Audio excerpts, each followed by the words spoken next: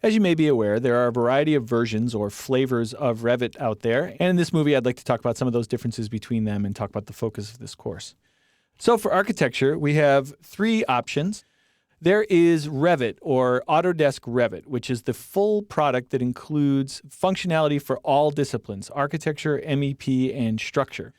This is part of the building design suite. So if you have one of the building design suites, then you actually have Autodesk Revit, and you'll have multiple tabs, and each tab will include the functionality of the different disciplines. There's also Revit Architecture, which includes only the architectural functionality. The only real difference between Revit and Revit Architecture is essentially in the options dialog, where you can choose which disciplines are of interest to you and turn on and off functionality in the full version of Revit. In the Revit Architecture product, it only includes the architectural functionality to begin with. So we also have Revit LT, which is a relative newcomer in the Revit portfolio. You can think of this as a limited version of Revit Architecture. So it is focused on the architectural discipline, and it includes a subset of functionality from the full architectural product. Now, there are also flavors of Revit for engineering that you might be aware of.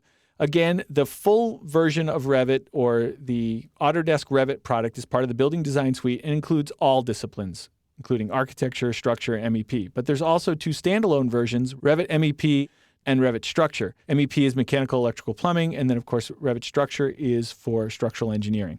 This course is not going to focus on any of the engineering aspects of the Revit software. It's going to be focused on the architectural aspects. So if you have any of the architectural flavors of Revit, Autodesk Revit, Revit Architecture, or Revit LT, then you can follow along with the lessons in this course. If you're using Revit LT, there are a few movies which will not apply to you.